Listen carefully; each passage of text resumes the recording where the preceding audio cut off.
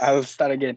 Good evening, everyone, and very warm welcome to the second pre-departure briefing for Malaysian students who are planning to study in the UK this September 2021. And many thanks to you all for coming along this evening. I hope you're well. My name is Rifhan and Program Manager, Study UK, British Council, Malaysia.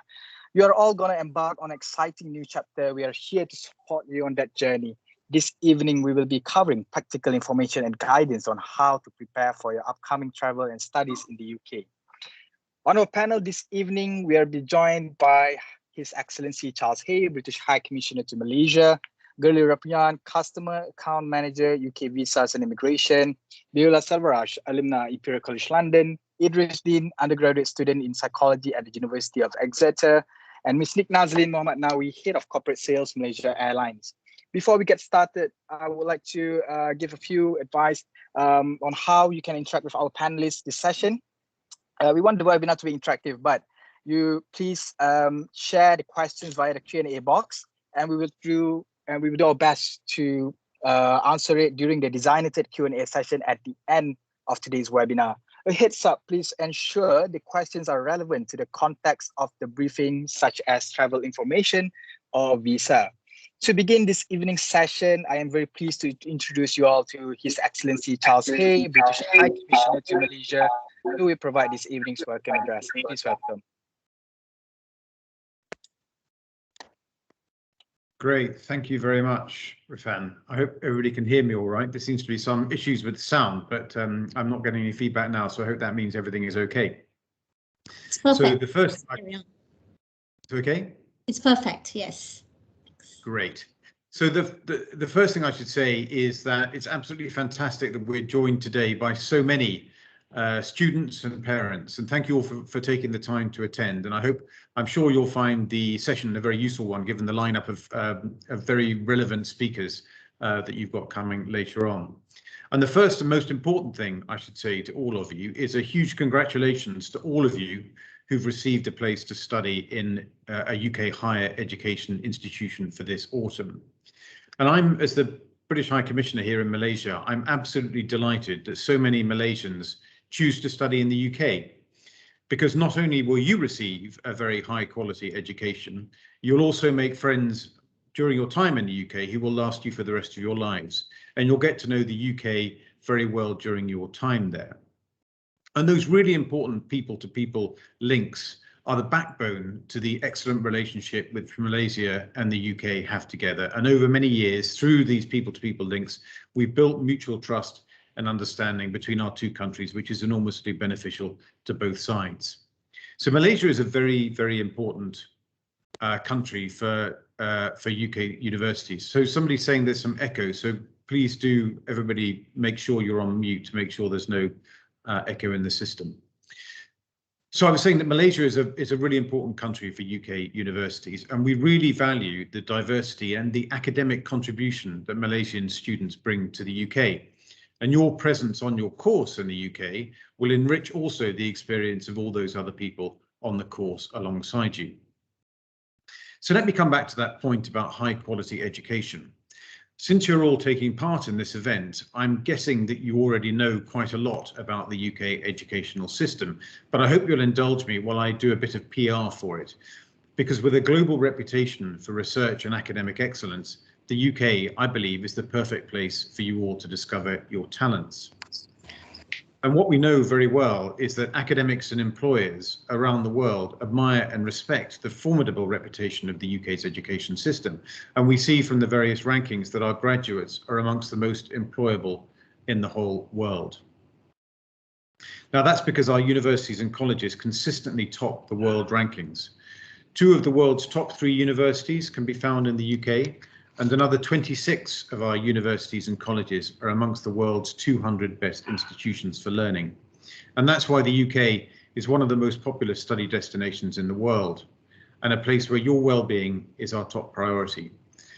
And so you'll feel safe and secure as you meet students from all countries, make important friendships, and meet with students from diverse cultures, and all in the home of the English language. In addition, international students who completed their degree from the 1st of July of 2021 will now be able to stay in the UK for up to 2 years after you finish your undergraduate or master's degree via the so-called graduate route. And that stretches to 3 years for those who are doing a PhD. And I think that's a huge opportunity for you to explore job opportunities and be exposed to international working experience. And it's a huge benefit also for us in the UK to have your presence in our economy for a couple of years. Now, starting a new course and moving overseas is a very significant undertaking. And we know that you're going to have lots of questions. So today's session is a great opportunity for you to hear from the British Council, UK Visas and Immigration, alumni and current students about some of the key things you need to prepare, as well as what to expect from your UK studies. And I see from the chat that's popping up on my screen that a lot of people are asking about VFS and the issues that VFS are currently having with visa processing. As a High Commissioner, VFS is not actually part of my High Commission. It's an entirely separate entity run by UK Visas. So I'm very glad that you're going to have a representative from UK Visas on shortly to explain to you what is happening with the VFS and exactly what they're doing to ensure that students going to the UK get their visas in good time to be able to go and start their studies. But in the UK now, our universities are preparing to deliver high quality teaching in line with the UK government guidance that ensures the health and safety of everyone remains our top priority. And as you'll have seen, the UK has managed to open up significantly, given the very high proportion of UK nationals, well, everybody living in the UK who has been able to have a double vaccination. And that means if you do go to the UK, can I ask you to mute? Somebody's got their microphone on. Those of you who are going to the UK will find that it's a much more open place now than Malaysia is now. We here, of course, are somewhat further behind in the curve on vaccinations. But many universities are still adopting a hybrid approach to teaching. Many classes will be taught in person and some elements will remain online. But your well-being comes first, and everything the universities are doing is intended to ensure that all of our students and all of our guests remain healthy and safe during their time in the UK. So I know that a very warm welcome is awaiting all of you in Britain, and I do encourage you when you go there to do what you can to get to know Britain in its widest sense and travel extensively over the UK. And I wish you all the very best with your studies, and I hope you enjoyed the rest of this session. Thank you very much indeed. Thank you so much, Charles. That's a very welcoming messaging for all students out there. All right, so without further ado, I would like to welcome our alumni, Beulah Selvaraj, alumni Imperial College London. She has 12 years of managerial and technical and commercial experience of managing stakeholders, multinational business partners, and multidisciplinary. She has a background in chemical engineering and spent 6 years working in the oil and gas industry in the UK. She then pursued MBA and took the leap into consulting world. So she has been working in the UK and living for over 5 years. The reason why we start with alumna first, it's for the messaging about graduate route, and she can't make it until the end of the session. So I hope it's okay, Beulah, to start first the alumna session and brief you all more about her experience working in the UK. Then after we're done with this session, we will do the pre-departure briefing session. Thank you. Please welcome Beulah. Thank you. Yeah, thanks, Rehan, and good to see all of you. Just want to thank the organizing committee for this opportunity, and I feel privileged to share my experience with all of you on the call. I know it's a daunting decision, and to sort of move to the UK to study, and potentially another daunting decision to make once you finish your study, whether you want to stay back and take up the graduate route program Charles was referring to. Rehan has already made a quick introduction. I'll just add on a little bit of insight into my background. As Rehan mentioned, I did complete my chemical engineering degree. I worked with Petronas for 6 years, where the first 4 years I worked as a production engineer. It was exciting because I got to go to the oil rigs and experience the whole offshore life. But after 4 years, I became more interested in the commercial aspect of the business. So I moved role to be an petroleum economist. If you're wondering what we do as petroleum economists, we do run financial modeling and financial simulation to see the feasibility and profitability of the projects or production sharing contracts that Petronas undertakes. So having worked for Petronas for 6 years, I became really, really interested in the business side of things and the commercial side of things. It was also time for me to step onto a management role.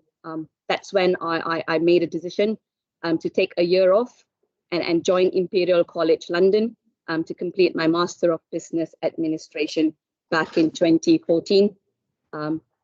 For a year, I did that and I completed in 2015. Obviously, the graduate route program was available previously and then it was stopped for a couple of years. And I'm really glad it's coming back into effect this July. However, I think I had a little bit more of a tougher route trying to get into the workforce in the UK. So I did come to the UK on a Tier 2 visa, which I'm guessing you would all be applying for. So it is a student visa. For me to be able to stay back in the UK and work, I had to find a company to offer me a job. At the same time, a company that would sponsor my work visa. So I had to switch from a Tier 2 student visa and move on to a Tier 4 work visa. So while at Imperial completing my MBA, I did attend several interviews. And thankfully enough, I did get job offers from companies who were willing to sponsor my Tier 4 visa as well. So fast forward 5 years, I've been with a company called Go Beyond Partners. It is a consulting firm. We generally focus on improving customer journey and customer experience for service provider. So I've been with them for about 5 years plus now. I've been working in the UK for 5 years plus, and I'm currently a managing consultant. So that's pretty much a background from how I started doing my degree up until MBA and how I ended up working in the UK. So I guess transitioning from Malaysia, so I lived in Malaysia for 28, 29 years before I moved to the UK to study and work, right? So transitioning from Malaysia to UK, I thought was going to be a nightmare, starting all over again in a new country. But surprisingly, it was not hard. It was more interesting than it being difficult, the transition. I guess the work culture here was a bit different to what it was for me in Malaysia. For example, right, in Malaysia, depending on the age, the seniority, the position, we always refer to people with, Inche or Puan or Sir, etc., Madam. We never really referred to people by name. But over here, it was completely different. I know it seems really minor, right? But it took a while for me to adjust calling people who are my superiors, who are much older to me, calling them by name. I think that was one of the transitioning things that I had to get used to. It's just referring to people by name. Secondly, over here, I think generally they give a lot of importance to work-life balance. Without commenting much on my previous life in Malaysia, but here they do generally work Mondays to Fridays, 9 to 6 p.m. There's also flexible working options available more in the UK, depending on your situation as well. For example, you would be able to take a 12-month maternity leave and you can come back into the same position once that's done. Or you could also be flexible in terms of saying you're only going to work half days every day. So the flexible working options, I would say, it's a lot more mature here in the UK compared to Malaysia. I guess that's the two different things that I found in terms of working cultures between Malaysia and UK. I guess the last bit I wanted to cover today on this call, I know you do have the 2-year graduate program, so why should you stay back in the UK to work and gain the experience?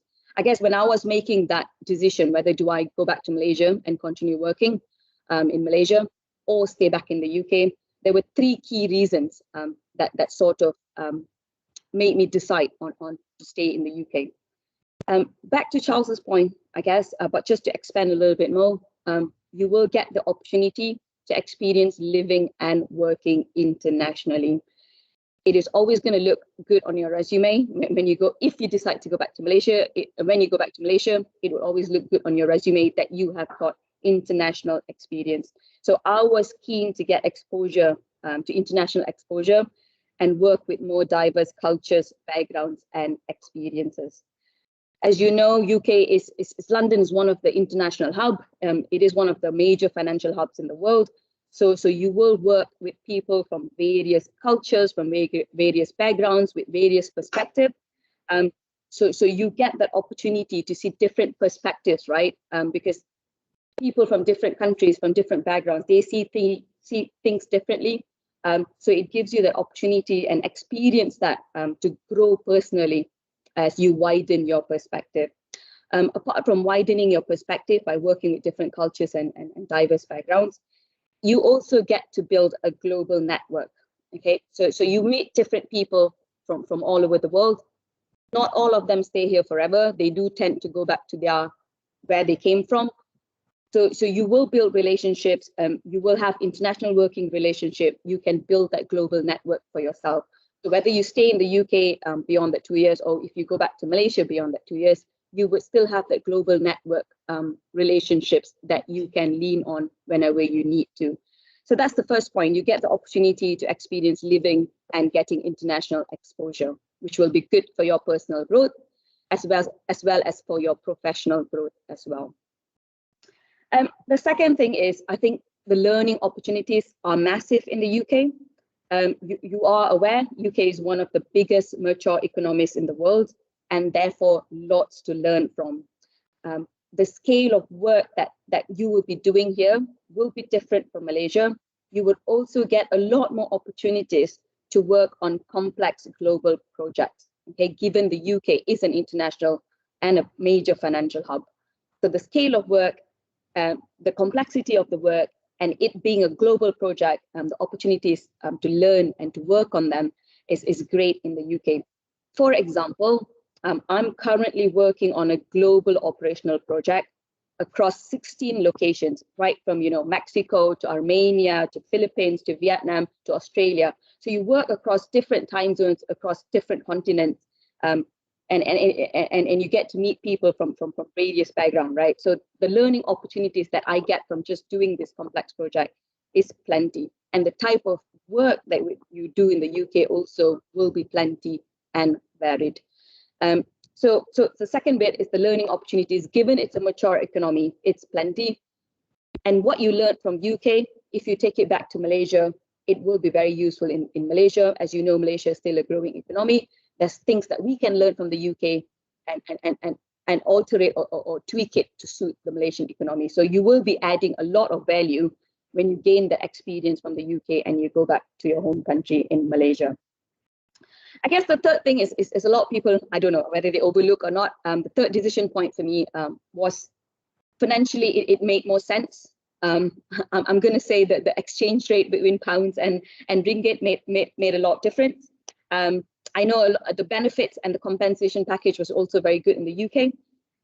Some may say the cost of living is a lot higher, but I'll slightly disagree. I would say if you know the right places, the right deals, I would say, because I lived in places like Kerteh when I was working at Petronas and in Kuala Lumpur, right? I would say the cost of living, if you do it apple to apple comparison, it would be the same if you know the right places and the right deals. So financially, it made more sense. I think I've saved up a lot more while working in the UK than I ever did in Malaysia. So these were the three key reasons that I would say that made me sort of flip to moving to the UK and staying back in the UK. So it's just opportunity to get international exposure. That's the first bit.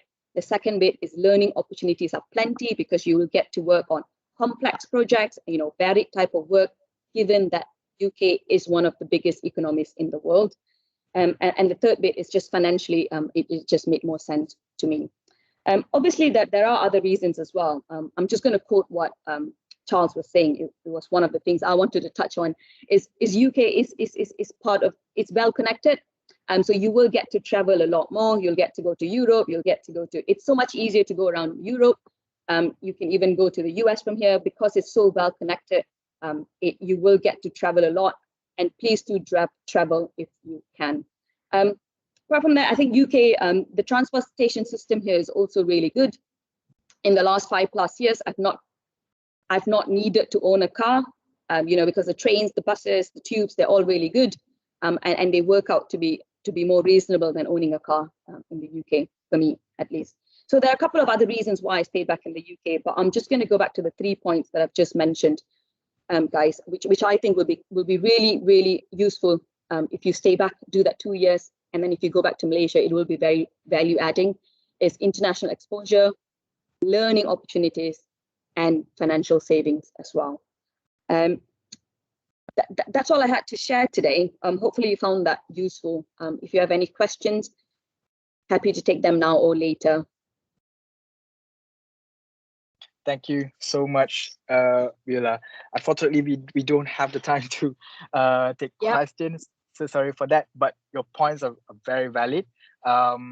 Everything on point. I think about cost of living. For those who have been in the UK, I think they know as well. Don't compare the currency, but compare from look at the parity perspective. And the growth of international experience, or like me myself working in the British Council, went to the UK for a few times, and it definitely a different perspective and different experience and exposure. So thank you so much, Viola, for your time. I understand that you need to move for work. Thank you so much. Thank you so much. So now I would like to, the session will continue for the pre-departure briefing, the main presentation of this webinar, which is I'm going to go through about what to do before you leave your home, traveling to the UK, arriving in the UK, living and looking after yourself. So in this section, we will cover a few points, such as we have the new webinar called preparing to study and live in the UK online course, information from UK universities, and some checklists for you to do. Okay, so first thing, we are still opening the Prepare to Study and Live in the UK online course hosted on FutureLearn. If you would like to sign up to the course, you can go to FutureLearn and search for Prepare to Study in the UK. This is still opening, but we just ended our 4-week online course with moderation. But right now we are still opening it with a flexible coursework for you to do and assess. Okay, first thing, before I understand that we are in a bit of a difficult situation right now, the UK Visa Application Center in Kuala Lumpur has just been reopened from 4th of August. And the center is now operating at reduced hours in compliance with local SOPs and with physical distancing measures in place to provide a service which is both practical and safe for customers as well as staff. So customers with scheduled appointment will be contacted for registration of their applications remotely by VFS. Customers are encouraged to complete self-uploading their documents online to ensure smoother application journey at the Visa Application Center, VFS. For more updates, please do visit vfsglobal.co.uk /my/en. All visas related matters are handled by UKVI. So for more information, please get in touch via the UKVI website, gov.uk/contact UKVI inside, outside the UK. So the VFS is currently operating at their maximum capacity allowed by the Malaysian government. So I hope everyone please remain safe, and VFS is doing their best to complete all of the application. So I would like to move to the next slide. So information, a quick one about the UK universities. Some of you may already have received the confirmation acceptance for studies. So this CAS, for those who have not get it, this is a very important letter for you to get before you apply for a visa. Your universities by now should already send you academic information, advice about academic matters, language and cultural preparation, arrival in the UK, managing your money, health and well-being, and help with disabilities and accessibilities. So in summary, please contact your universities if you encounter any difficulties in these points, okay? So a checklist to arrange before you depart. So in terms of accommodation, you need to be aware that you need to be quarantined. Malaysia is on the amber list. Travel insurance, you should take out travel insurance to cover your journey to the UK in case of any medical agencies, loss of baggage, or flight delays or cancellations. Medical insurance, when you paid for the immigration health surcharge as part of your visa application, you are entitled for a free NHS treatment. If you're coming to the UK less than 6 months on a visitor visa, you do not have this option. But nevertheless, we keep this focus for students. And your university already should send you important information about arrival, including phone number for support. Keep this number with you when you travel. Please make sure you have this. If you can't find it, please contact your institution, and please ensure that you save all this information printed. Do not save in soft copy, just in case the immigration in the airport asks you all of this. So please keep everything in hard copy. Okay, and next we will cover on traveling to the UK, what to pack in your main luggage, what to pack and carry on your luggage, and what not to pack. So this is a very important part. Okay, please be aware. You don't want to be stuck at the immigration or borders in terms of the items. Okay, so please, first of all, ensure that you have suitable clothing for when you arrive. I'm sure you're well aware, it's 4 seasons, but our advice is not to buy winter clothing prior to your departure. There's a lot of option for you there in the UK. Stores such as Primark, H&M is plenty out there at affordable rates. You can buy it there. If you try to bring it now, it will take as much room in your main luggage. So that's just a quick advice on that. Next is about what to pack in your to carry in your luggage. So first of all, you need to ensure that you bring your passport and visa all the time, and then your travel ticket, departure details, your cars, confirmation of your accommodation, where you will be staying in case you're being asked, copies of your information about bank accounts, contact details for university and institution, information about your airport. All of these are very important, and always, as I mentioned just now, keep all this information in a hard copy version, in case you don't have internet. If you store in your mobile, if you don't have access to your soft copy version, it will be hard for you to get it when you need it. In terms of what not to pack in your luggage, I think it is quite clear. You cannot bring the item listed such as drugs, weapons. I think this is very well aware. Even pepper spray, you cannot bring, or counterfeit goods. Second, raw foods, poultry, meat products, all meat and dairy products, potatoes, fruits, vegetables. So this is a no. You'll be blocked at the custom and immigration if you try to bring this. Okay. So for more information about the items to bring and not to bring, just go to gov.uk hand luggage restrictions. Okay, when you arrive in the UK, we in this section we'll cover immigration restrictions and entering the UK, more in terms of the policy there, in terms of the border restriction. We know how daunting moving to another country can be, and we want to assure you that universities are working very hard to ensure you know what to expect before you travel to the UK, and are welcome and supported on arrival throughout your time at universities. So the latest travel advice, you can go to studyuk.britishcouncil.org, and you can look for moving and starting your degree there. So, and more information, just keep updated at the gov.uk website. There have a lot of information about entering the UK. But I will go through a few important points, especially about entering the UK, as the UK is using the traffic light systems when tourists or students would like to enter the UK. So technically, they use the traffic light system. Green list countries have different guidance. On arrival, they only need to take COVID tests before traveling, and on the second day, they need to take another COVID test in the UK. And green list countries do not need to isolate themselves upon arrival, unless prior to that you know that you're already positive. So that's a different story to that. But nevertheless, Malaysia is not on the green list. We are at the amber list, as you can see on the slide. Okay, so you need to well aware of this quarantine procedure. If you need support on all this, please contact your university. But first of all, before you travel to England, you need to complete a COVID-19 test. And then you need to, once you arrive in the UK, you need to book and pay for the day 2nd and day 8th of the COVID-19 travel tests. which need to be checked in upon your arrival in the UK. And then you also need to complete the passenger locator form. You can get this form online at the gov.uk, and then you can submit the form anytime in the 48 hours before you arrive in the UK.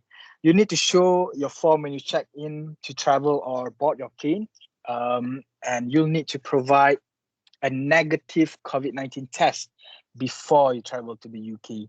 The test must have taken 3 days before your departure, and it must be in English, French, or Spain. Okay. So if, let's say, when you arrive in the UK, you want to end your quarantine early, you can opt for the test to release scheme, which allow you to quarantine for 5 days, but you need to take a private COVID-19 test on the 5th day and ensure that it is negative.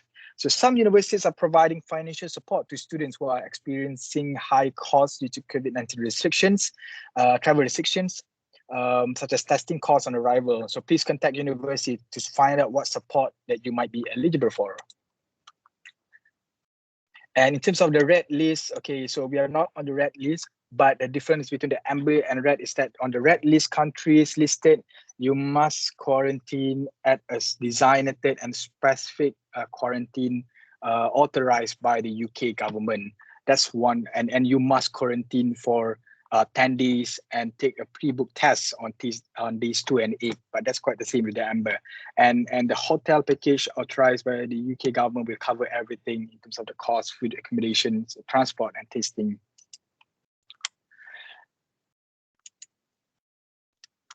Okay, so check for final thoughts about red list.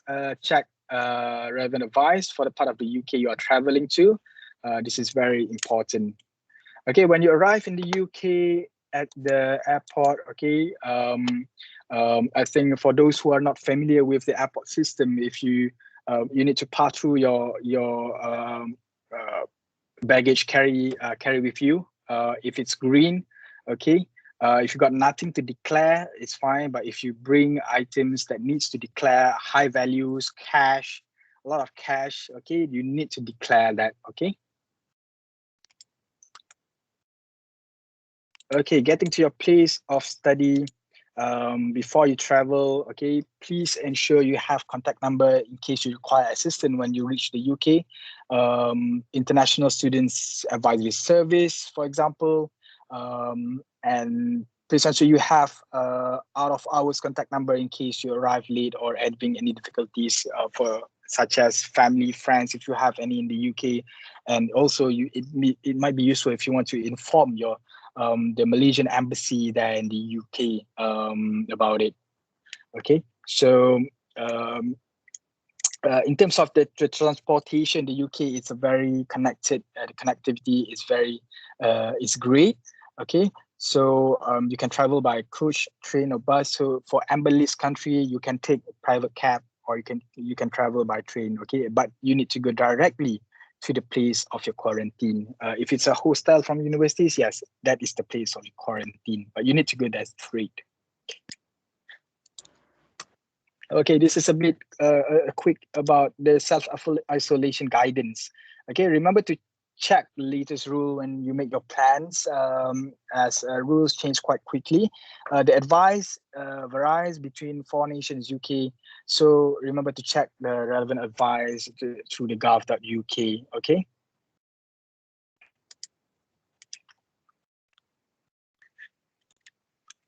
And registering your stay, in terms of the biometric resident permit, your visa will be issued for a period of 30 days, which provide you with time to travel in the UK. Then you must collect your biometric residence permit, which contains your permission to stay longer.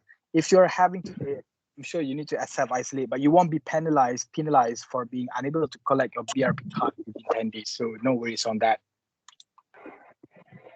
Okay, and next section is about living in the UK. This section will cover accommodation, money managing and finance, cultural, and food. Okay. So settling and adjusting life in the UK. So I'm sure you all know that UK is a friendly country. Many people will help you adjust to the new way of life. and be prepared. I'm sure you need to prepare for the food, but there's a lot of option out there. So I'll go through some of these points soon. Okay, so in terms of travel and accessible transport, so the UK is a vibrant cosmopolitan country with many traditions, custom, music, and celebration. So hope that you are able to discover all of this when you are in the UK soon. Okay, so in terms of transportation, in London, they have TfL, for example, Underground. So please, you can explore this. I'm sure your universities have a lot of guidance on you on this, but the pricing, the cost of this, and the accessibility, where to purchase this is easy when you arrive in the UK. And the airport has plenty of places for you to buy the transport system through the vending machine, the cards, and the membership.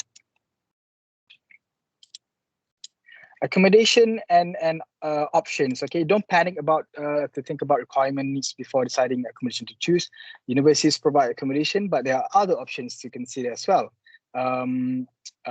Consider the location. Okay, if it's further away, you will have cheaper rental. But if it's near to the campus, yes, it might be more expensive. But please do check carefully the terms and conditions in the accommodation contract, and it covers and ensure it covers the length of your time in the UK before you sign. Okay, so managing your finance, we recommend arranging an international bank account or bank card before you arrive in the UK, as much as you may be unable to open a bank account in your first 2 weeks. This will make it much easier for you to buy food and other essentials in case you need to self-isolate for 10 days, full days on arrival. Don't bring a large amount of cash with you. I'm sure, as I mentioned just now, you need to declare if you bring a lot of cash.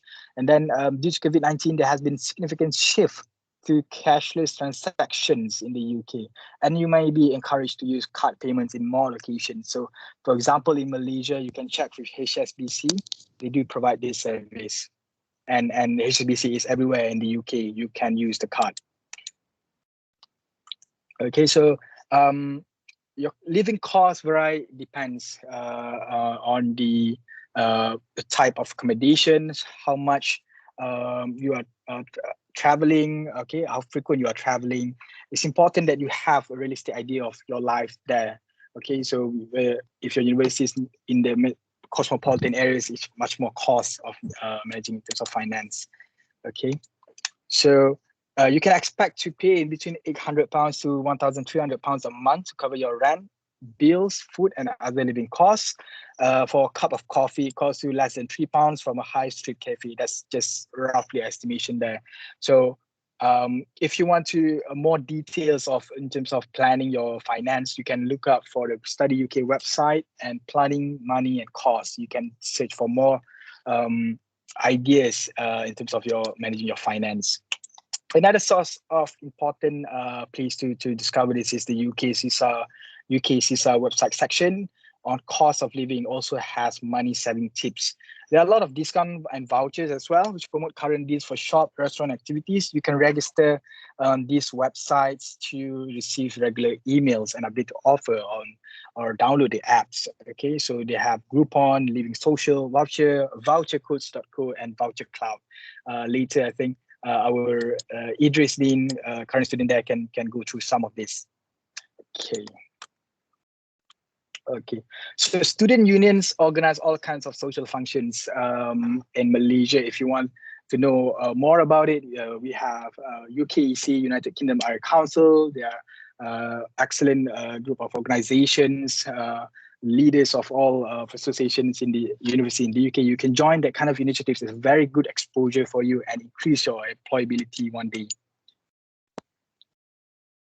Okay, so remember that local COVID-19 restriction may affect availability of many cultural activities. So keep an eye on the latest guidance for your area.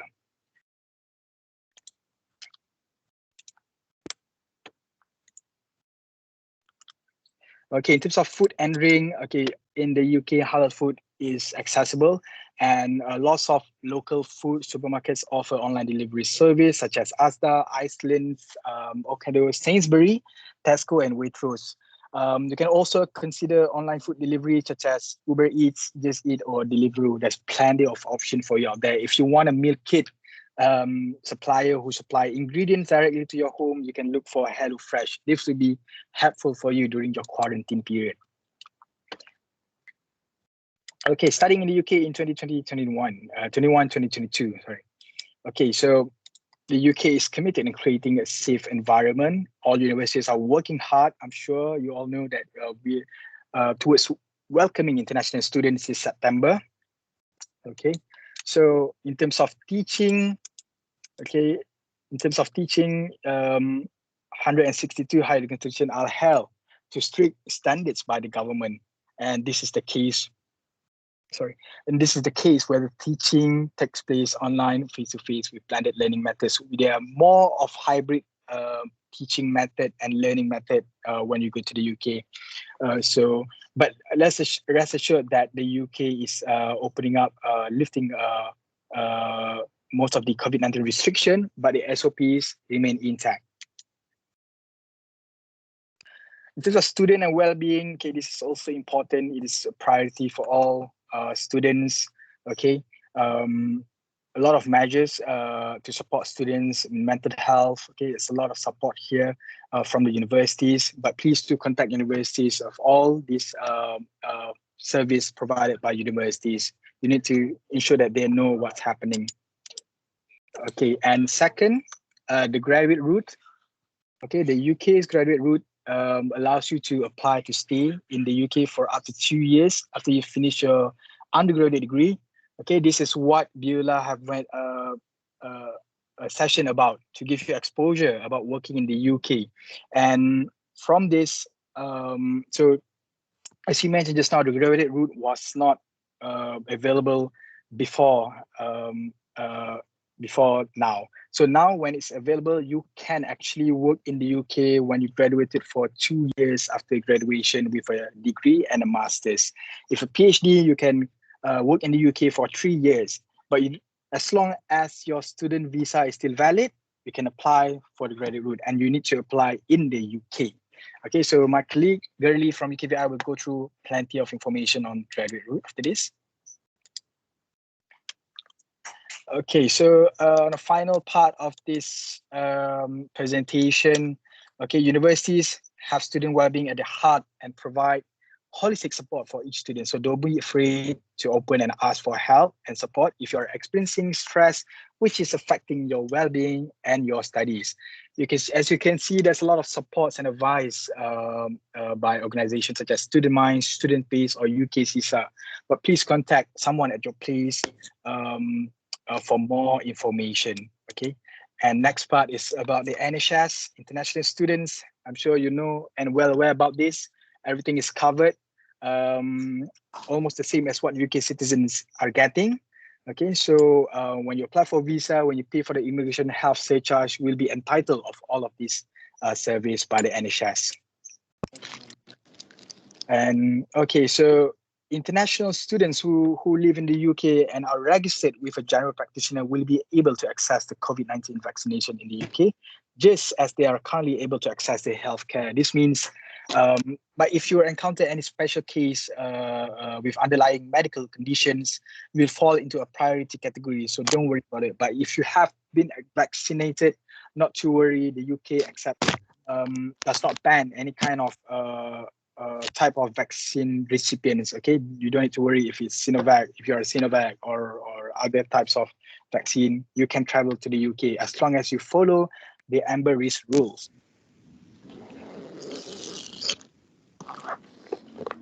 So okay, so I think I'll go through about the vaccine just now. But for more information, okay, you can read some education blog and visit the relevant website about the vaccine, as you can see there. Okay, I will share the recording of the session right after this together with the 17th of July. My apologies, we delayed a bit on the 17th of July because we got a technical glitch, but we will release it together with this 11th of August session. Okay, finally, your safety is our priority. UK is a very a safe country with low levels of crime and violence. So please ensure that your university staff at your place contacted all the time if you have any concerns. And there are community police officers or campus-based security staff is also can give you practical and reassuring advice about personal safety. Okay, in case of any emergencies, this is very important for you. Okay, the emergency numbers is 999, same as Malaysia. You can all contact this emergency numbers for police, fire, and ambulance. For non-emergencies, okay, you can call 101. But for medical non-emergencies, you can call NHS 111. Okay, just my final thoughts. You need to abide by the law, by the UK law, and follow the rules and national laws. The UK is proud to be a diverse country, and you should respect all people and cultures. Failure to follow laws could lead to a fine and a cancellation of your visa. All right, so I'm at the end of my presentation, and next I would like to welcome our guest speakers for today. We have Malaysia Airlines, Ms. Nick Nazlin, who will provide you with information about the latest package and offering for UK-bound students. Please welcome Ms. Nick Nazlin.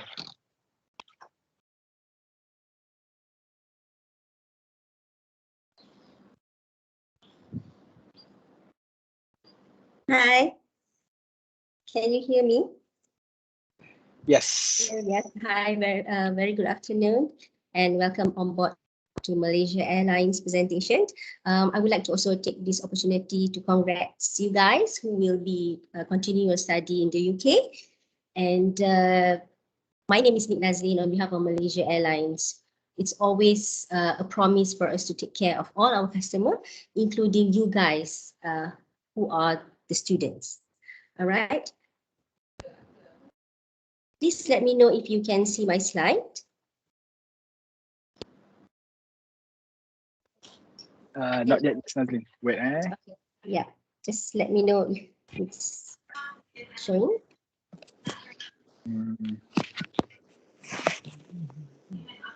Not yet. It's okay, Ms. Nazlin. I have your backup. Can I share mine? And you can say next. Okay. Right. Sure. Thanks. Thanks, Rifan. Sorry. Spotlight slide. No worries. No worries. All right. Okay. Next, Rifan.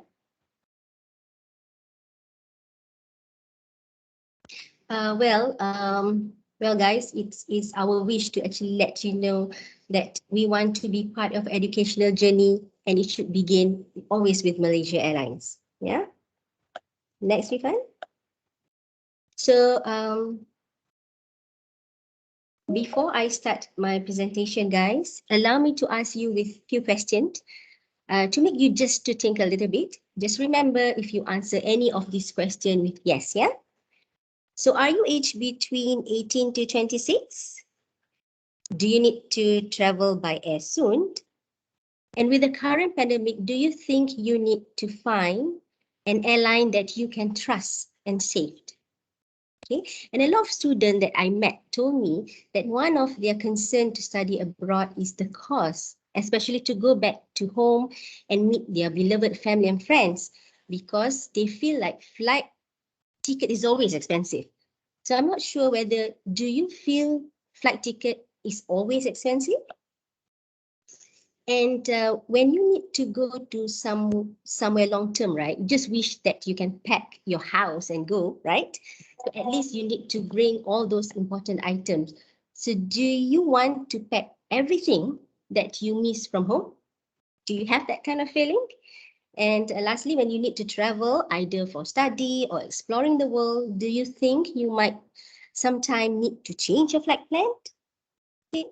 I must say that the decision to study abroad is also a great step out of your comfort zone, right?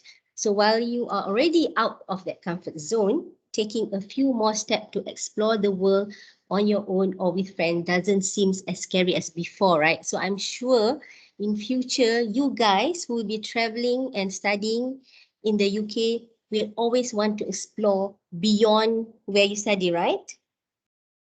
Next, Rifan.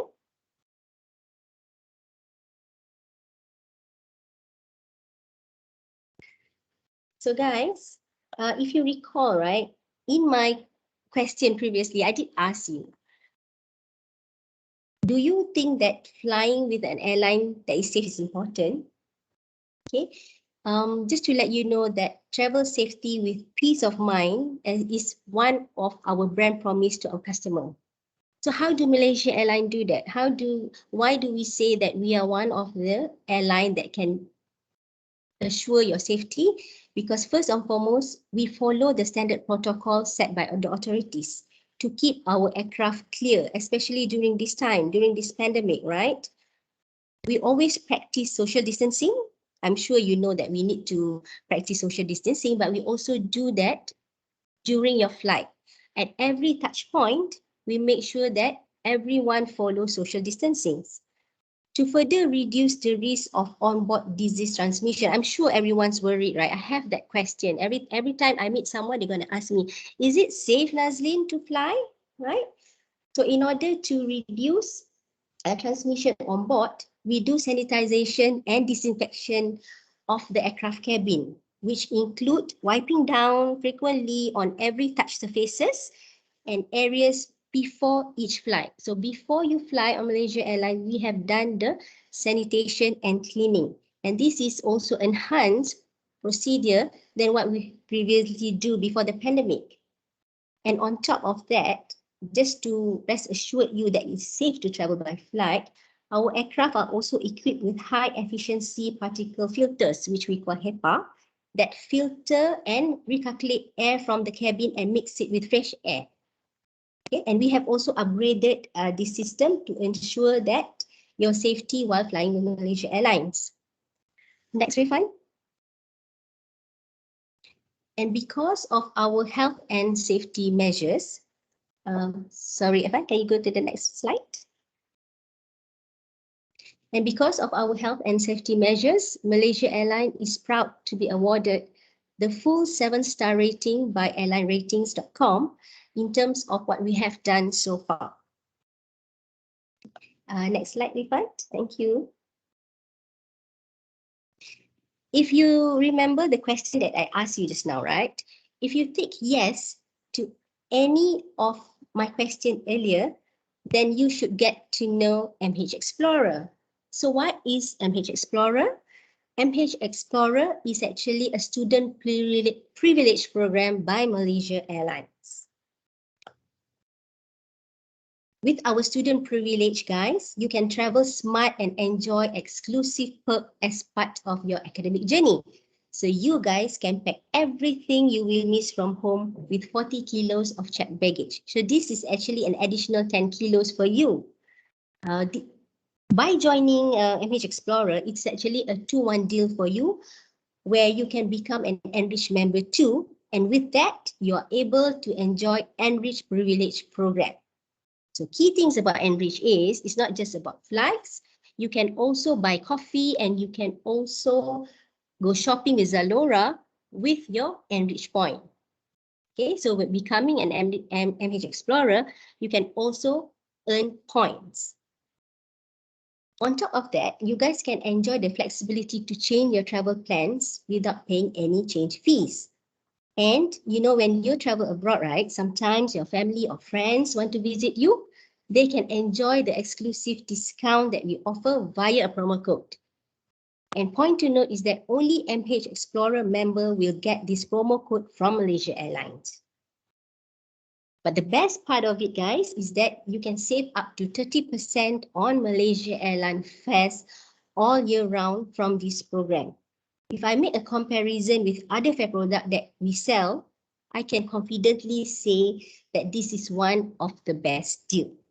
Okay. And we have actually enhanced our offer in conjunction with our collaboration with British Council, because you can now book your travel up to your final destination.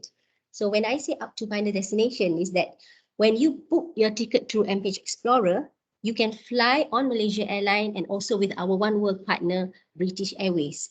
And we also offer you special discount from your from traveling from Malaysia to Manchester, for example, even though we don't fly to Manchester, but we do this together with our partner, British Airways. And lastly, if you are an MH Explorer, you will get to apply 10% discount if you intend to buy anything from our in-flight shopping called Temptation. So, Rifan, next slide, sorry. So sign up is easy, guys. Scan the barcode. So sign up is easy, guys. It's just go to our website, all right? And you go to MH Explorer and just click on sign up, okay? On the next slide, I actually have a barcode for you. Rifan, can you go to the next slide? Yes, this is the barcode. You can sign up now. Please scan the barcode so that you can register to MH Explorer. Okay, next slide, Rifan.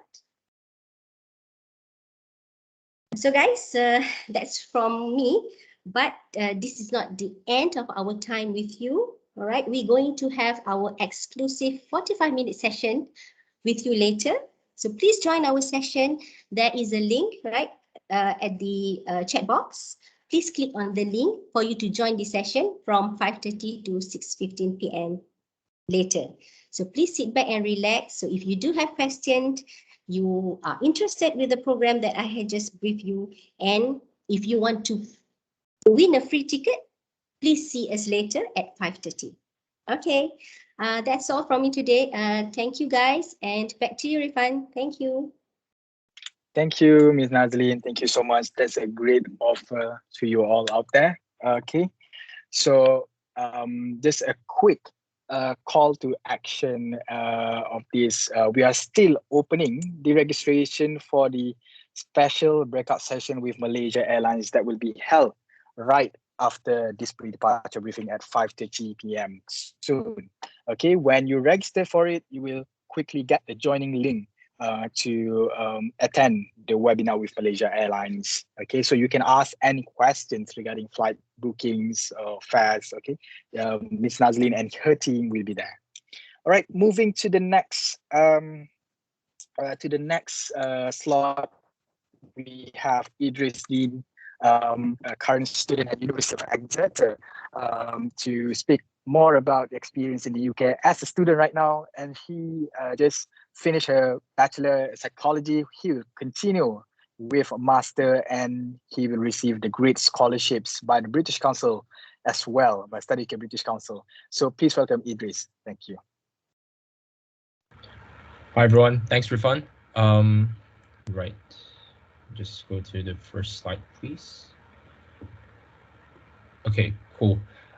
Yeah, so hi everyone, I'm Idris, a recent BSc Psychology graduate from the University of Exeter. So before I start sharing my experience as a current international student, I just want to say that I understand that my section on student life right now may not be important to all of you, considering that you guys are all in a challenging and upsetting situation due to visa issues, which is super important. And of course, to experience the student life, which I'll be touching on, you'll need to have a visa all settled and processed and approved, right? But I just want to say, do bear me for about 10 minutes, and I'm sure the organizing team will do their best to address your concerns or questions. Okay, so just to put into perspective, I spent the last 18 months or half of my second year and the whole of my final year having to study remotely, which was a challenging experience. So for me, I like the idea of going to lectures, seeing my course mates or friends in university, and just having that social connection. And that's all down to the fact that I'm an extrovert, so I gain my energy from being around people. And having that aspect taken away from me was difficult, on top of the fact that I haven't seen my family in almost 2 years. So boom, when they crashed in together, it was just overall a very challenging experience. But we got through. And I want to touch on the academic side. So all of our lessons were conducted through Zoom. This was because COVID was really bad over the past year here, and only just started getting progressively better. And I have to praise my lecturers and the way that they adapted to the new normal, considering that this was new territory for them, in terms of teaching and delivering their materials online, and yet they still try to provide as much support as possible. So let's say, for example, I wanted to drop talk to one of my lecturers during his or her or their office times. Now I can just click on the link and book it and have an online call with them, compared to like the usual having to, leave my house and walk 20 minutes to see them on campus. So there are pros and cons on this aspect with online learning, where on one hand you get to learn from the comfort of your home, but at the same time the experience, that interactiveness, isn't just the same as physical classes. And I think for next year, at least from my uni, they will be adapting more of a blended learning approach. And just because taking into account places here are much more accessible now, but of course, depending on the cases, they may switch back, and they may have to switch back to full remote learning. So we'll have to see. And for example, I just want to give examples about how my university has adapted to COVID, right? So touching on the library in university now, I'd have to book a seat via an online system because they are operating on a limited capacity in line with social distancing rules. And these seats usually get put quickly. So it's like competition to get to a really good seat. So yeah. And also, since last year, they've adopted a cashless system. So let's say you want to buy something from the shops on campus, you'll just have to use a card. So next slide, please.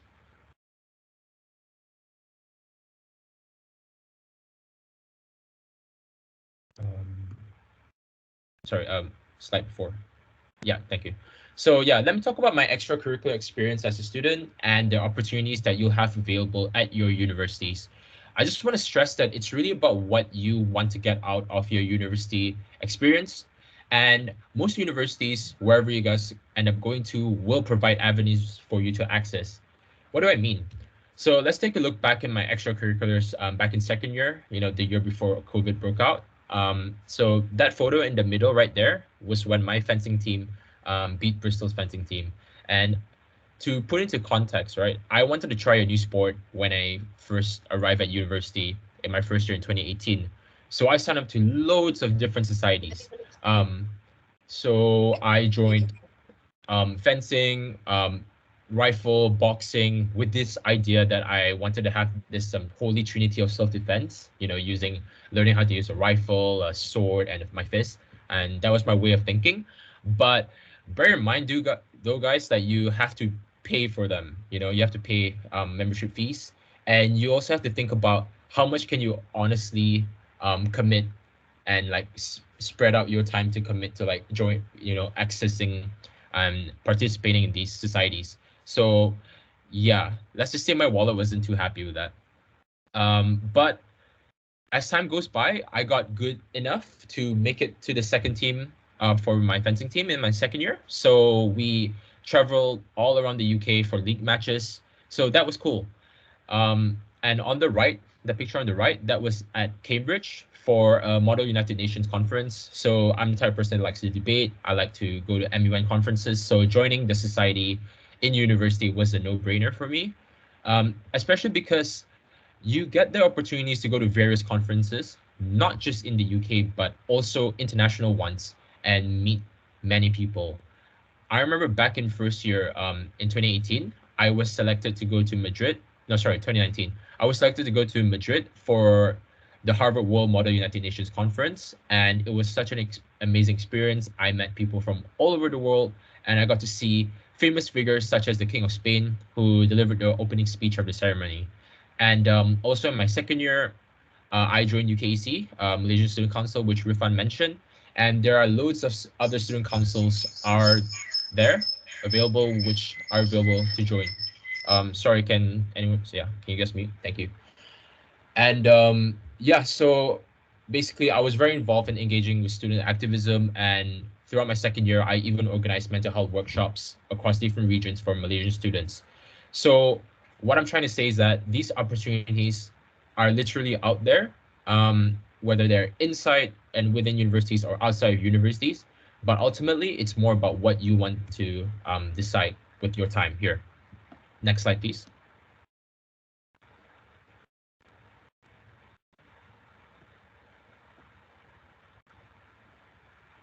Right. So having said that, though, when the pandemic hit last year, yes, it took away many opportunities for me, as I was supposed to intern at one of the top banks in Malaysia. However, after continuous conversations with my parents, I decided to stay here, and that meant not going back to see my family. That meant having to cancel my internship, but at the same time, that also gave me opportunities to try out new things. So during quarantine, I decided to really focus more on myself.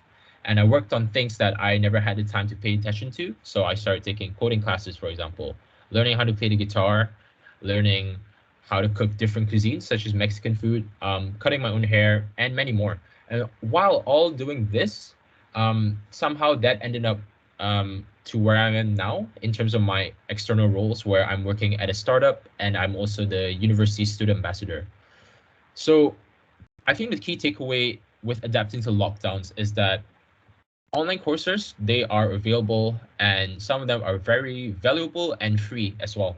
And lockdown for me has made me more comfortable with the blended learning, right, approach. And I think how you adapt to your situation is a big takeaway that I got from the 3 lockdowns I had to go through in the UK. And of course, the pandemic highlights the importance of mental health. So for my university, we have a wellbeing service here. We have a wellbeing team on site, and you can even call them to book an appointment and just to have a chat. And they're here for you as students.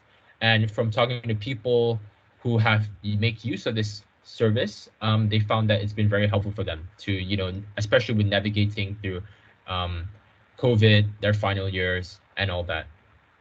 Next slide, please.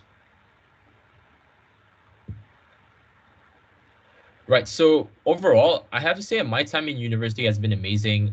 3 years of undergraduate passed by very quickly, and I met so many awesome and great people here, many of whom I'm happy to call my friends. I'm at a stage of my life right now where the people that I know are going their own ways, right? So some of them are doing masters at different unis, some are working, some are going back to Malaysia to work. And honestly, university really gives you that taste of reality. And for me, because I really like the university experience, I've decided to stay and continue my postgraduate studies here at Exeter, as Rifan mentioned before. And of course, my university experience would not be amazing without these 2 applications over there at the bottom left of the slide, which are Unidays and the 16 to 25 Rail Card. So I highly recommend that you download Unidays, as you'll be able to get discounts for a lot of stuff. And guys, let's face it, we're all students and we love discounts. So it's free to download, get it. Secondly, if you love to travel, which I personally recommend, if you have time, do travel around England, because there's so many places to explore. You can opt for the 16 to 25 Rail Card, which by getting that, it gives you a third off of normal rate prices, right? So there are 2 payment plans right now. You pay £30 for a year, or you can either pay £70 for 3 years, which is what I got. Next slide, please. And honestly, at the end of the day, right, I just want to say that university experience can be daunting, can be scary, and fun. And it is okay, absolutely okay, to feel scared if this is your first time away from home, away from family as well, as you will eventually settle in, either through making more friends, joining societies of your interests, meaning people who share the same passion as you, and or even better, joining your Malaysian societies, your home away from home. But at the end of the day, time really passes by quickly, and especially because we all had to go through COVID, right? So all I have to say is just be brave and make full use of your time here. Thank you. Thank you so much, Idris, for a very beneficial presentation and your experience in the UK, and now you're going to extend it for another year, etc. That's great, and great to have you as part of the great scholars as well. All right, so without further ado, let's continue the session with Gerlie Ripian from the UK Visas and Immigration. Gerlie, the floor is yours.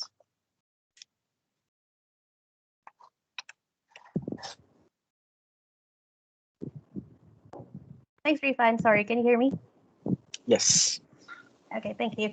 I'm just trying to share my screen. Hang on.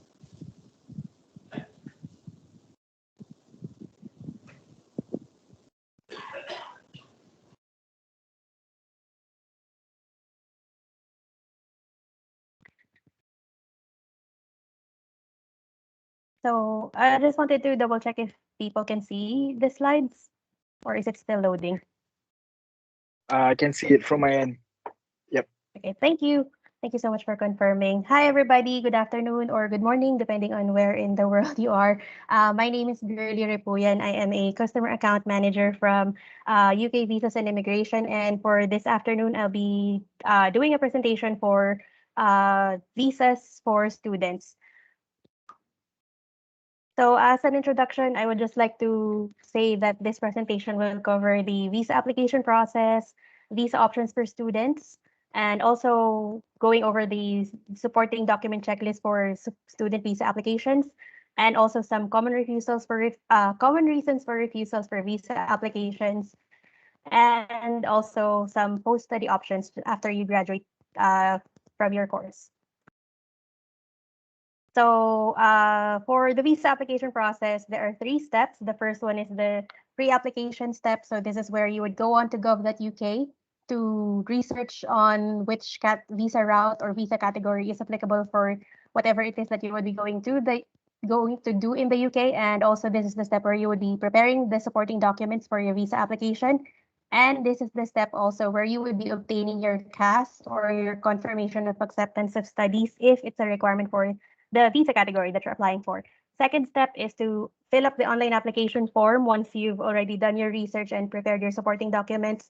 The link to for the specific visa category that you're applying for on gov.uk will take you to an application form that you can fill up, and afterwards you can pay for your visa fees and all of the other fees required for your visa application.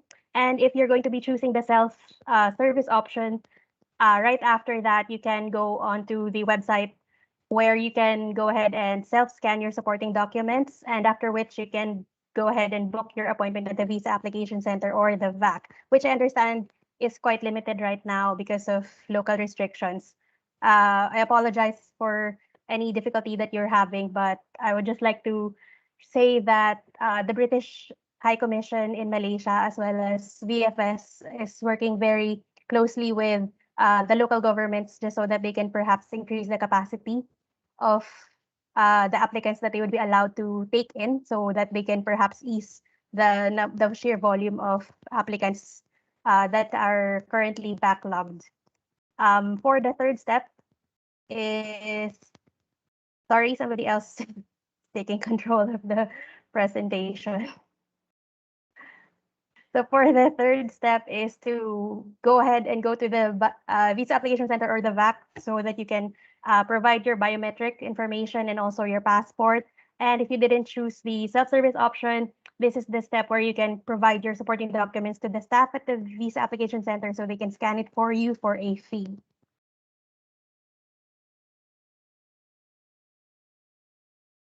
So speaking of the Visa Application Center in Malaysia, it's currently being handled by our third-party service provider called VFS Global. And currently in Malaysia, they have one location. It's located in KL. The address is flashed on the screen. If you have any questions about their schedules or operating hours, and perhaps any of the additional services that they're offering, it's all listed on their website. That's vfsglobal.co.uk/my. So once you've submitted your application online, the waiting time starts when you attend your appointment and provide your fingerprints and a photograph or your biometric information at a Visa Application Center.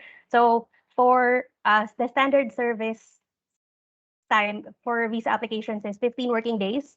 But if you upgrade to a priority service, you should get a decision on your visa application within 5 working days. For the full guidance on the visa decision waiting times, the guidance is listed on the link that's flashed on the screen. That's all on gov.uk. So going to the visa options for students, as of this presentation, there are currently 3 visa routes that are available for people who want to enter the UK to study. So the first one is the standard visitor visa. This is for people who want to do short courses less than 6 months. The second one is the short-term visa, study visa. This is for specifically for people who are going to be taking English language courses that last 6 to 11 months. And finally, we have the student visa with Somebody keeps coming. Sorry, so somebody keeps trying to control of the presentation. Yeah, so But sorry for that, girly. finally, again, the student visa. No, sorry, no worries. So I'm not finally, we have sure. the student visa. This is the route with a student route sponsor, which I believe the majority or everybody in this event will be applying for. Just like to go into a little bit more detail with about the student visa. So this is the route for formal education with a registered student sponsor. And there are two categories under this visa. One is the student visa. So if you're 16 years old and above, you apply for a student visa. But if you're a person who is between 4 years old and 17 years old, you're going to be applying for a child student visa. For the full details with regards to requirements, documentary requirements, and also monetary requirements, financial requirements, it's all on gov.uk/student visa. So again, for the student visa, you can apply for it if you're 16 years old and above and you have been offered a course by a licensed student sponsor. What you can do under the student visa, you can obviously study. You may be able to work. How much depends on what you're studying and whether you're working in and out of term time. But generally, you will either get a permission to work for either 10 hours per week or 20 hours per week. You can also bring family members as dependents with you under the student visa, but this is limited to your spouse and or your child. And what you cannot do under this visa,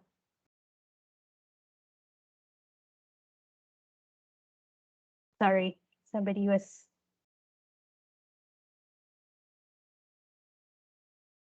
Hi everyone. Please apology. do not click the navigate forward arrow.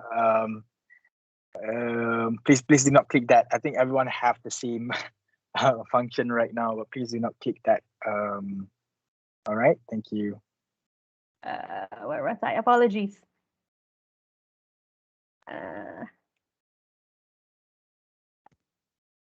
Okay, so going back, what you cannot do under this visa, you cannot claim funds or public funds or any kind of pension. You cannot work in certain jobs. For example, you cannot be a professional sports person or a coach. And you cannot be self-employed under the student visa. And you cannot study at an academy or a local authority funded school because under this visa category, the school will actually be sponsoring your stay in the UK and they must be a licensed student sponsor. As far as eligibility goes, you can apply for a student visa if you're 16 years old and over.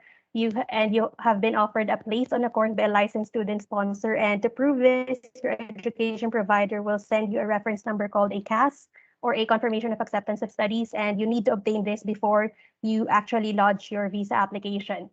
You must also have enough money to support yourself and pay for your course. So you must have, you need to show that you have enough money to pay for one academic year up to 9 months, as well as enough money to cover your course fee as stated on your CAS.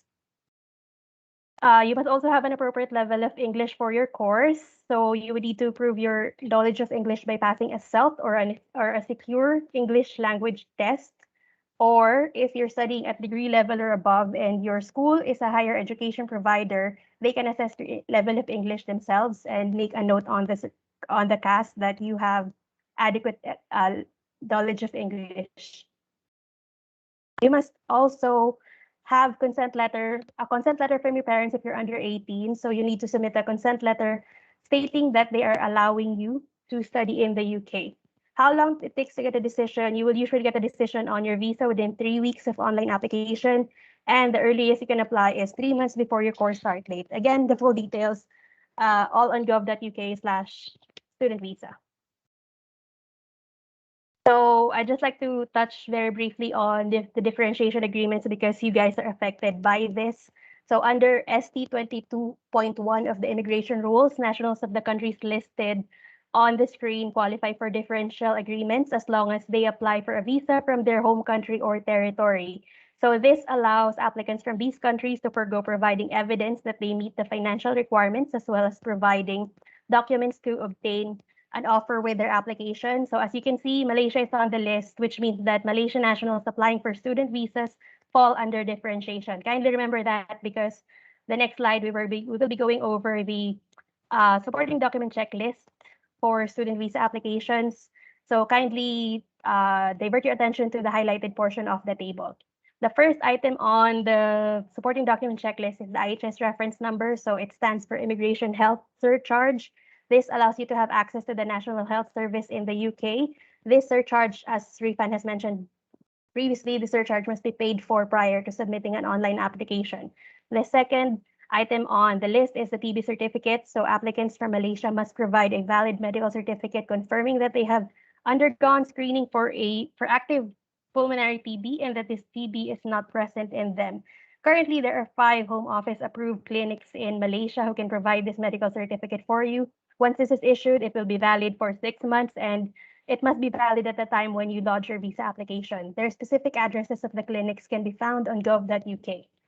The next item on the list is the Eta Certificate, if applicable. So Eta stands for Academic Technology Approval Scheme. It's a certificate that must be issued to students intending to study or research in certain sensitive subjects where knowledge could be used in programs to develop weapons of mass destruction. The student sponsor or your school will provide details if this is a course requirement. The next item on the list is the parental consent. This is required for all applicants who are under 18. The next item on the list is proof of parent-to-child relationship. So this can be in the form of birth certificates or family registers if the parents will be supporting the applicant's study expenses in the UK. So if the bank documents that will be used to show financial evidence, financial capability to support the visa application is under the parent's name, this must be submitted with the visa application, or if the parent or if the child is a minor. Care arrangements, this is specifically for child student visa applicants who are not traveling with their parent or guardian. And the next 2 items on the list, evidence of funds and the other documents listed on the CAS. Because you guys, as long as you're a Malaysian national applying in Malaysia, you would fall under differentiation. You're not required to submit evidence of funds or copies of the other documents that's listed on your CAS because you fall under differentiation agreements. Although I would like to note that the assessing officer still reserves the right to request for these documents, and if they do so, they would need to see them before they can make a decision on your visa application. The next item on the list is a previous BRP, if applicable. So a BRP is a biometric residence permit. It's a physical card that confirms your identity, right to work or study in the UK, and your right to any public services or benefits that you're entitled to.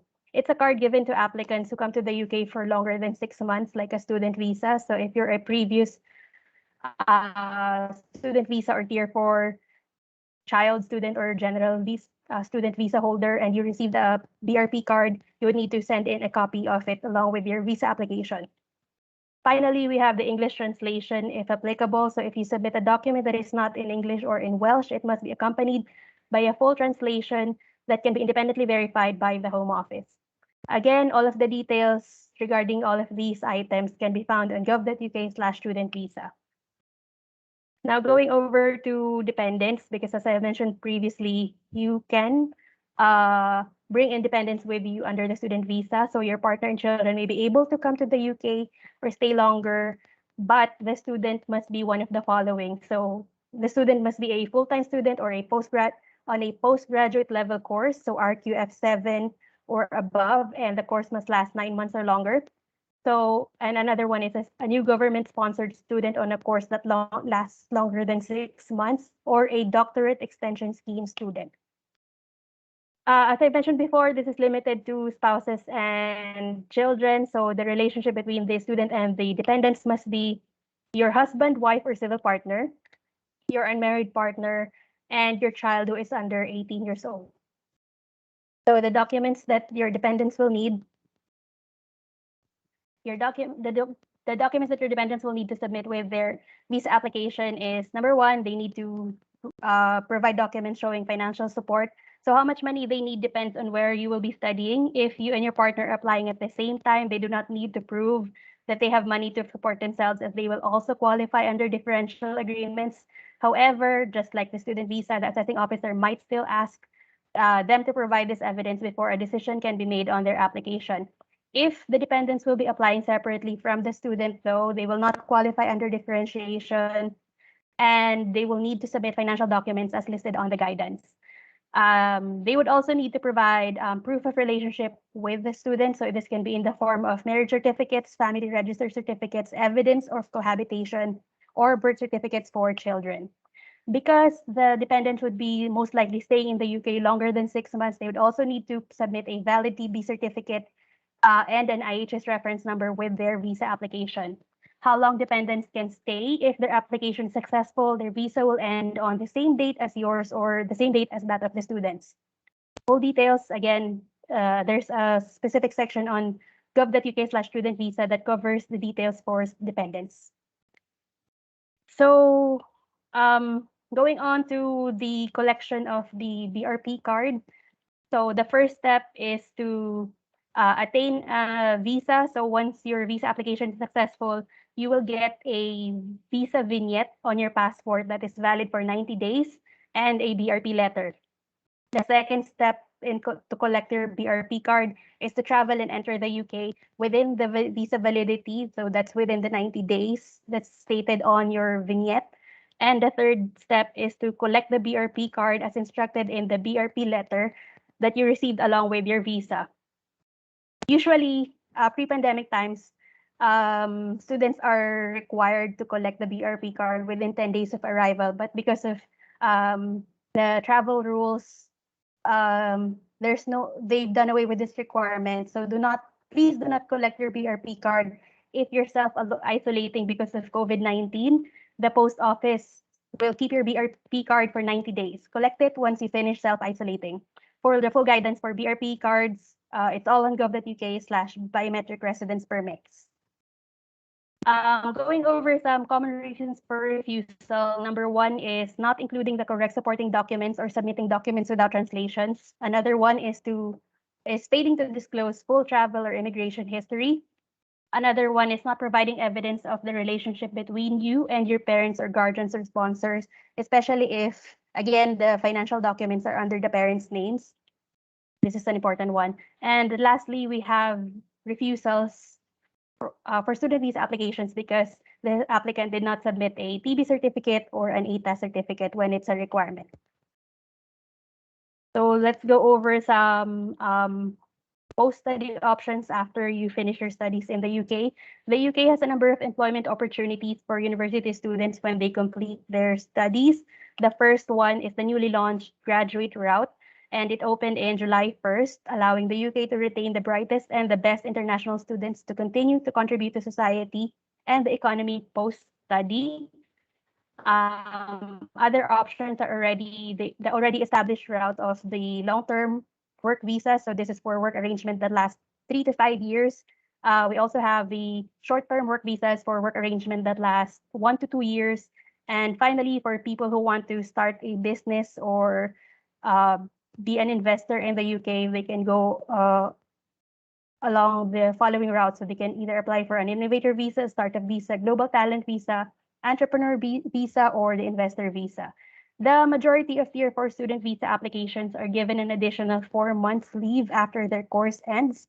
So you would have 4 months after your course end date to travel within the UK, explore further studies, or to search for a job.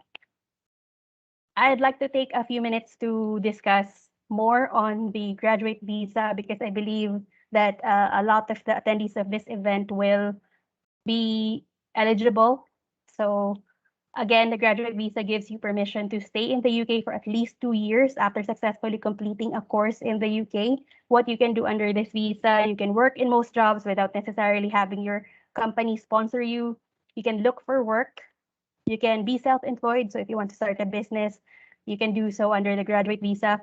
You can continue living in the UK with your dependents. The only limitation for the graduate visa dependents is that can only switch from student visa dependents to the graduate visa dependents, and no new dependent applications will be accepted. So you can also do voluntary work under the graduate visa.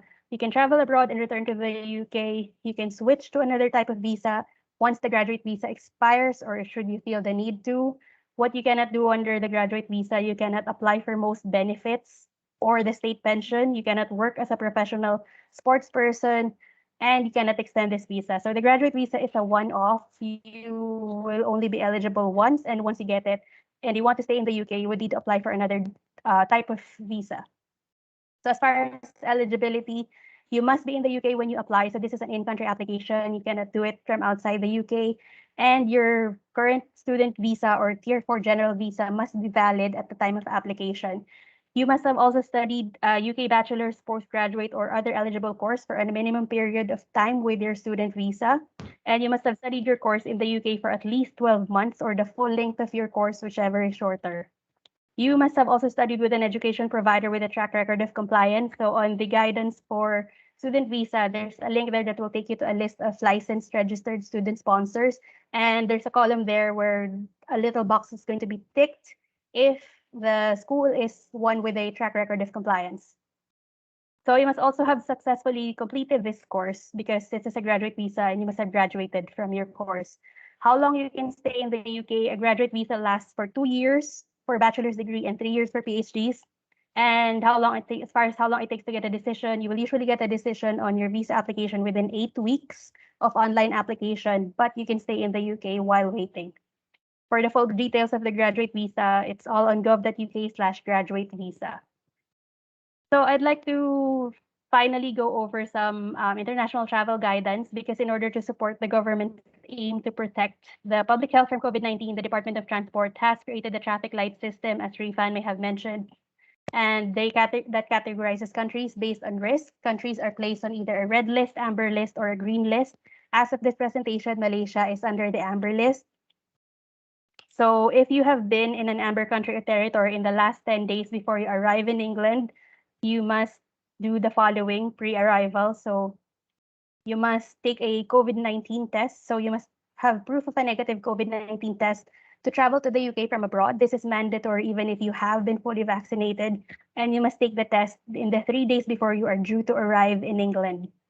So you must also book and pay for day 2 and day 8 COVID-19 travel tests. So you must book the test before you travel and leave enough time for them to be delivered to your address in England. You can compare and choose a test provider based on cost, depending on availability in your region. You must also complete a passenger locator form. So you must do this online. It's free to submit the form and you can submit the form anytime in the 48 hours of your arrival. You will need to show the form when you check in to travel or board your train or ferry to the UK. Upon arrival in England, you must quarantine at home or in the place where you are staying for 10 days. And you must take your pre-booked COVID-19 tests on or before day 2 or on or after day 8. If you wish to shorten your isolation time, though, you can opt into the test to release scheme.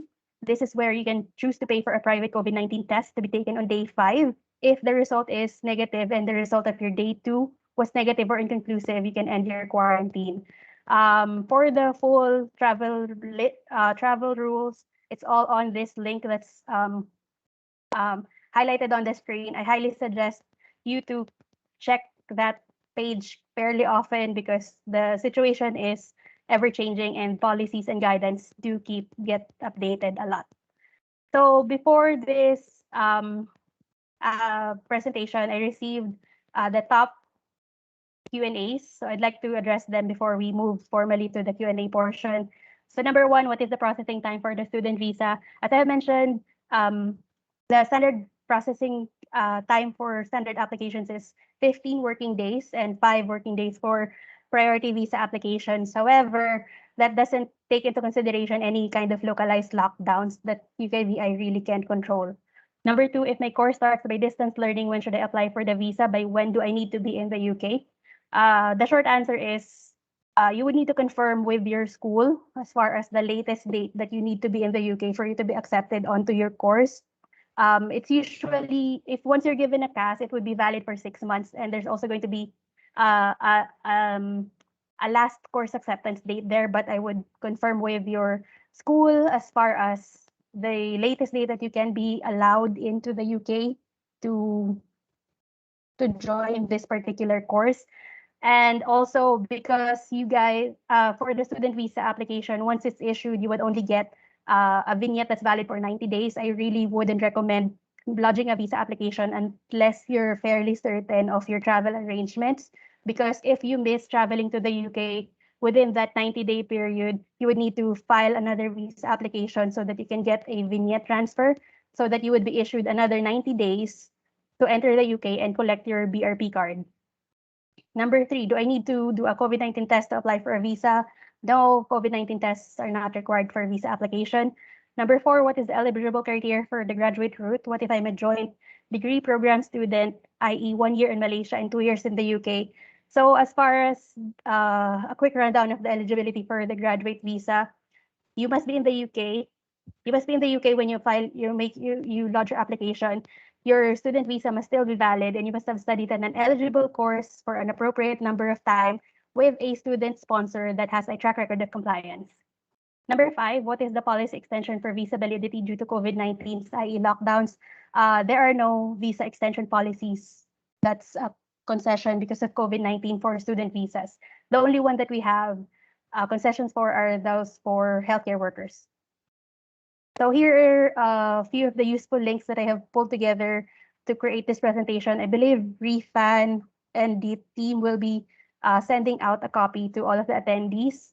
But just in case, if you have any more questions, I'd be happy to answer them at the formal Q&A.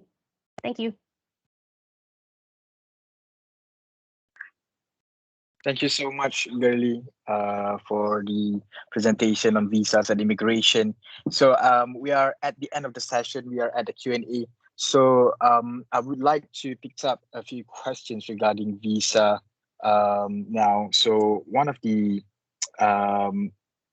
key queries that we have, there's one question. This is one special case. He or she has a valid student visa that ends on the 30th of September 2021. Can he or she use this visa to return to the UK early September and process new visa there in the UK at the UKVI Center? Unfortunately, student visa applications cannot be made in country. They must be made in the country, in your home country where you would have resident status. So they can potentially go to the UK and stay there for the visa duration of the visa validity of the old student visa. But if they want to renew or apply for a new one with a new CAS, they would have to go back to their home country and apply for a new one. All right, thank you. Thank you for the clarification. So it means that they need to apply outside of the UK regardless, based on where they are based in. Okay, so how about, okay, so this might answer the question just now. Some of them have a suggestion of, so there are a lot of students and parents having difficulties to secure appointment. Can they actually go to the UK as a tourist and then apply for student visa there? So might be the same answer, but would you like to clarify on this? Sure, I'd be happy to clarify. Unfortunately, one of the rules of the immigration, one of the immigration rules for the UK is that you can't actually switch to another type of visa from a visitor visa. So that includes student visa applications. However, I understand that there are a lot of unforeseen circumstances. There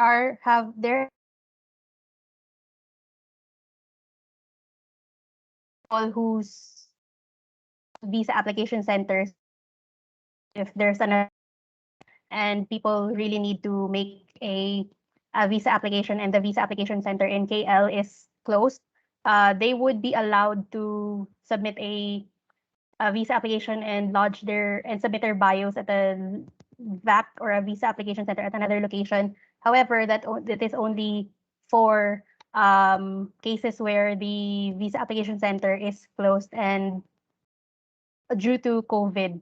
So yes, while it's like one of those worst case scenarios if KL closes down and you guys, or if the applicant has access to another location where the visa application center to the UK is open, they can lodge it there. Okay, thanks, Girly. That's very clear.